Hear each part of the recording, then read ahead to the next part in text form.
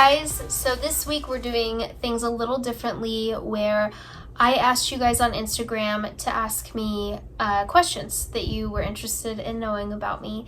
I chose 10, the first 10 that I was asked, so I'm just going to read the question and then answer them.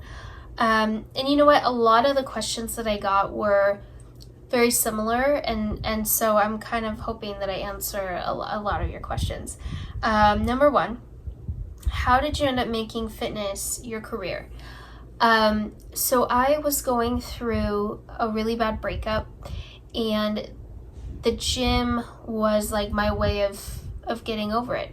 And you know, it was the first time in my life that I had really worked out because of my accident, and just, you know, I had never really been active, and so I finally was able to to like get the courage, I guess, to like go in the gym and figure it out. And so I became obsessed with it, and I really didn't know what I was doing. I was the one that would go into like a spin class and then do yoga right after, like a lot of people do, because I just wasn't comfortable lifting weights. I didn't know what I was doing. And one of my aunts told me there's a class at a community college through WITS is who I went through. And you know, it was, I don't remember, like maybe $1,500 that I borrowed from my grandma.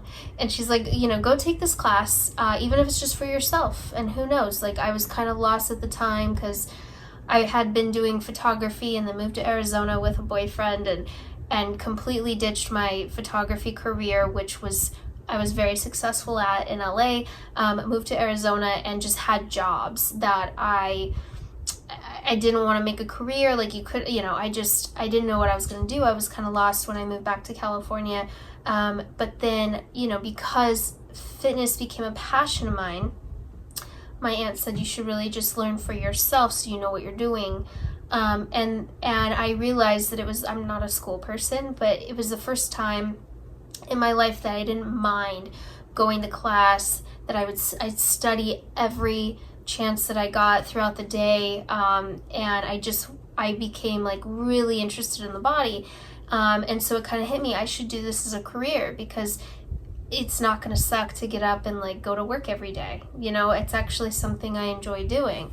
So that's how I ended up making fitness a career. I kind of just found me. It was very interesting. Number 2 is a similar question. What made you want to be a trainer?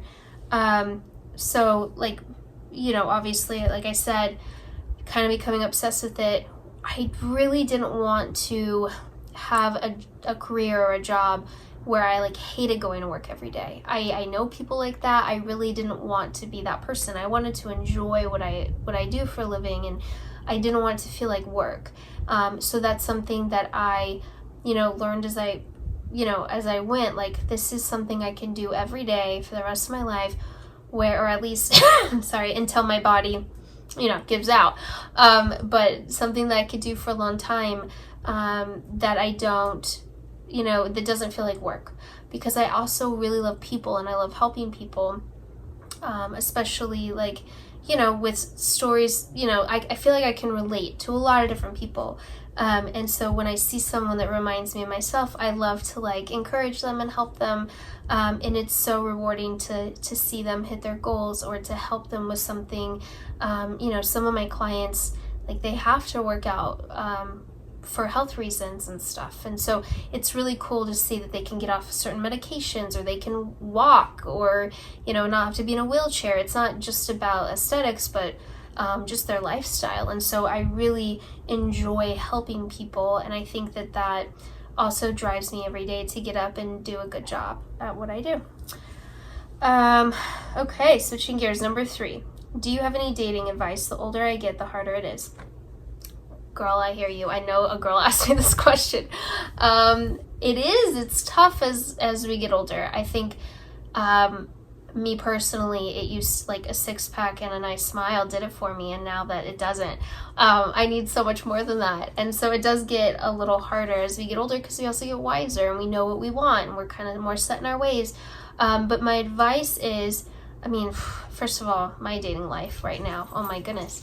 So I don't know if I'm the one that asked for this advice, but I will say that what has helped me is to really go into dating now knowing what I want and what I don't.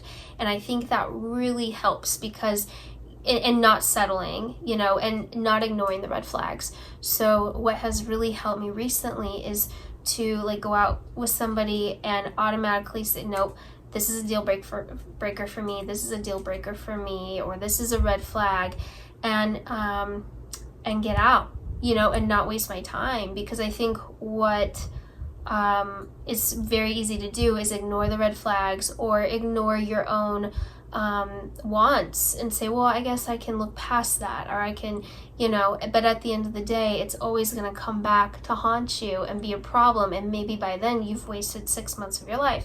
So I would say to go into dating with intention, with an idea of what you want and what you don't, deal breakers and non-negotiables and negotiables, because let's be honest, like, you're not going to meet anybody perfect. Like, you have to be understanding as well that not everything is going to be perfect. So but on the, you know, more serious things that matter to you, like, really, you know, pay attention to those and the red flags. As far as where to meet people, I am not really a dating app person. I recently tried it and it's just not for me.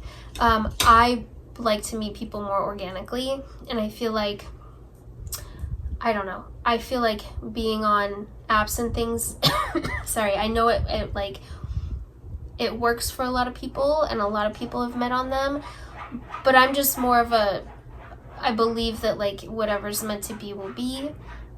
So I'm more of like an organic person, like meeting at a store or the gym or through a friend, or, you know, something like that. Or like even Instagram, which isn't really like a dating app, so it's a little different, but just meeting someone through there, like kind of more organically, I think is, yeah. But that's my advice. I hope that helps. But it is definitely harder as we get older. Oh my goodness. Number 4. Sorry if you guys can hear that. My dog is scratching on her bed. So that is annoying. I'm sorry. Number 4. When are you coming to the East Coast? Oh my gosh, it's been way overdue. I am hoping to get out there in the next couple of months. I have a few clients out there that I see multiple days a week, and one of them I've never even met in person, and I've had her as a client for 2 years. And so I really want to go do a trip where I need to go to Maine, to New York, to Florida. So I am hoping to do that soon. Yeah, I'm hoping to do that soon, very soon, like in August or September. But we'll see. Number 5, how do you get rid of cellulite? I get this question a lot. Unfortunately, with cellulite, a lot of the time it is genetics, and so there's really sometimes not a whole lot we can do, but we can still try. We can try to prevent it, and so there are a few things that we can do. You can Google this to find out exactly how to do it, but there's something called dry brushing, where you get one of those brushes that you would brush like your feet with, or like in the shower, you know, and you brush dry in circular motions, and then you get in the shower, and there's a scrub that I like to use from Lush called Coffee in a Cup or something, Coffee O Cup, and I do that after, and then I go in with oil and like bio oil and lotion, and so that really helps. Also, cellulite is bad fat. That's Faith, guys. Say hi, Faith. Yeah, that's her. So cellulite is bad fat, so you need to replace. A lot of people are scared of fats, but you actually need to have good healthy fat in order to replace the bad fat, or you will end up with cellulite. So avocados, olive oil, and then lifting, obviously. You want to lift heavy. I know people are scared of that, but lift as heavy as you can, because weights also help with cellulite. So there's a good combination of things that we can do to try to prevent, sorry guys, to try to prevent that from happening. Okay, so number 6, what is your craziest dating story? I thought about this when I thought I'm gonna answer this. Faithy, what is your deal? Do you need to come here? Come here. I think she's upset because she's not being heard right now or seen.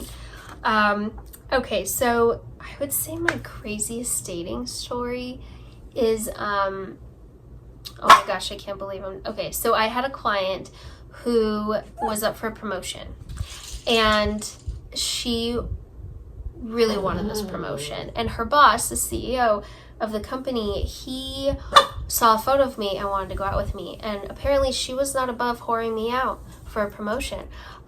So she asked me to, to please go on a date with her boss. So I agreed, just to help her out. He was much older than me, but I thought, it's just one date, whatever. He sends, so his assistant called to confirm the date. So I never actually spoke to him in person or saw him or anything before. And then he sent his driver to pick me up. And we went to his place, his house, his mansion in Malibu. And on the way, I asked, the driver, like, what can you tell me about him? And he said, I signed a non-disclosure, so I can't say anything. And I'm like, oh, this is going to be an interesting night. And so we ended up going to, his house. And what's interesting is I hike by this guy's place all the time, and I see this house, and I'm like, who lives in this house with 40 bedrooms? Like, who needs that? This guy does, apparently. So I go there, and he's showing me around, and we get in the car, go to Soho House, which, if you guys don't know, Soho House, you have to, be a member to get in, and it was very fancy and nice. And on the way there, he is, FaceTiming the owner of a basketball team, I won't say who, and is like, this is my date tonight, and like kind of showing me off. And it was just a very interesting evening. And so we go have dinner at Soho House, and basically, he did make me laugh. And we get back to his place after, and he basically said, are we gonna have sex? And I said no, and he said, okay, well then I'll have my driver take you home. It was really nice to meet you. And that was it. And that was definitely one of my most interesting dating stories in LA. I mean, I have a lot, but that's probably one that sticks out to me as being pretty crazy. Okay, number 7. Why did you tell everyone that you got Botox? Isn't it supposed to be a secret so that nobody knows? So I like to talk about things like that. I'm pretty open about everything, but this is the thing. I train a lot of teenage girls. I train a lot of, kids who think that the Kardashians naturally look like that. And they try, really hard to feel good about themselves and to, try to kind of be like some of the celebrities that they look up to. And they, a lot of people aren't open and honest about the fact that they're not natural. And even though Botox isn't a big deal, it's not like I got my butt done or my boobs done or something. Not there's anything wrong with that, but still it's not that noticeable. But I like to be open and honest because I don't want people to think that, I naturally look a way that is not natural. And I would hope that like more people would be more open about it so that little girls don't think that, that they're not good enough or whatever because they naturally don't look a certain way. I like that people can be open and honest about things that they get done or things they do so that, it's just out there. So I just like to put it all out there. I don't like to pretend like I'm perfect or that I naturally look a certain way. That's really the only thing I got done. But, if I decide to get more things done in the future, I would be honest about it. That's just me. Okay, number 8. How are you single? Look, I've been in great relationships where I could have, been married, but I think that, I know that I would have had to compromise things that I really cared about in one way or another. And there are things that were that I didn't feel like I wanted to compromise on. And, yeah, it would be very easy for me to have been married by now. But I know in the long run, it just wasn't meant for me. I wouldn't have been happy in the long run. I don't think that marriage or kids makes you happy. I see a lot of people that have those things and are miserable. With that said, I want those things. It's in my heart to have them, but I'm not going to settle to get them. So I just haven't met someone yet that I have felt is like 100% for me. To be happy long term. I think that I'm in a place where I'm really happy on my own, which is great, because I think that's when you should meet somebody that, by then now I know I can make somebody else happy, because I'm happy. And maybe before, that wasn't the case. And then like with my last couple of relationships, it was, but like it just still it wasn't right. So I think it's not meant to happen for me yet. I think that when that person comes along, I'll just know that it's right. But until someone comes along that helps me, that just adds to my life, because I'm already happy. So if I meet somebody that adds to my life and I can add to theirs, and we can be best buds and have passion and build a life together that makes sense, then I'll be with somebody. But yeah, I think that's why it just hasn't felt right yet. I'm not 100%. Number 9, what advice do you have for someone who wants to be a personal trainer? Definitely go get certified. Educate yourself. My advice is to work for I had the best education at Equinox. It was the best place to start as a personal trainer. So if you can get hired on at Equinox or a good gym, I would say do it. But then get out as soon as you can, because the thing with gyms is they do take a big percentage of your money, and you work really hard for it, and it's almost a false sense of security. I think once you build a name for yourself, you get the education that the gym has to offer, you feel really confident as a trainer, and you build up your clientele.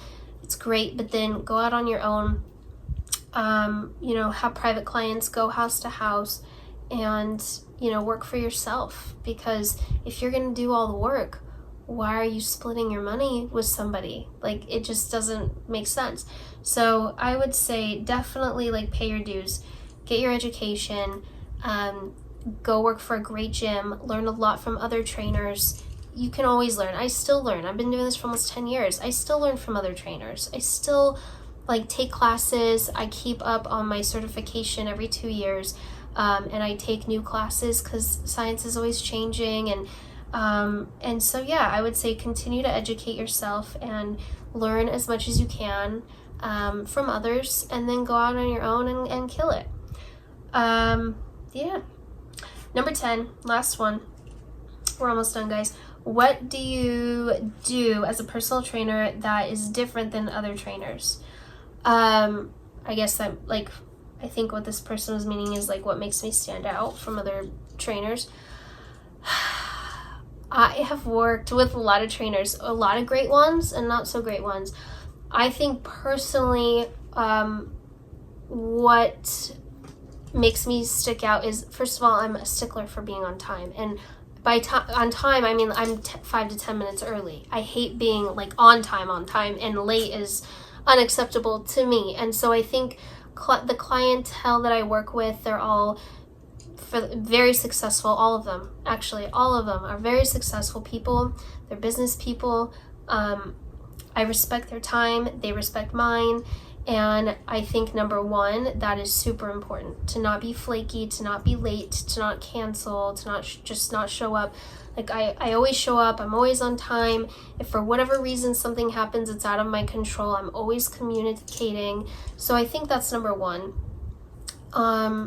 Number 2, I think, would be that I actually care, and it sounds like a no-brainer, but personal training is personal. And I think there are some trainers that just look at it as dollar signs, or they don't really care about that individual. they don't care to get to know them really, and they just want to keep it business. I have no boundaries, which maybe is not good either, but like, but my clients have stayed with me for pretty much the entire, 10 years that I've been training. So there's something to it, but I really don't have boundaries. I'm really bad at it. They become family. They become, I'm very close to all my clients, and I truly care about them and their well-being and outside of training. And then I go above and beyond. Like, I help them shop and meal prep and give them advice and like anything that they need. Like, I'm there for them. And I've been through a lot with a lot of my clients that have nothing to do with training. So, I think it's just actually caring. I think that shows in your work, and listening to them and their needs and what they like about training and what they don't, and their weaknesses, and kind of how, basically I'm in a relationship with all of my clients, which maybe is why I'm not in a real relationship, because they take everything out of me. No, but it's good. I love it. There's nothing I would change. So I think that it really helps to truly be passionate about it and about the people that you're working with, and going above and beyond the Call of Duty, So I think that is probably something that sticks out. But this was fun. I hope you guys enjoyed it. I know it's a quick one. I hope I answered all your questions, and hopefully they all made sense. I know this little Faith is driving us all crazy. I hope she's not annoying you guys. But anyway, thank you guys for tuning in. I really appreciate it, and stay tuned for another amazing guest next week, and we will see you soon. Bye.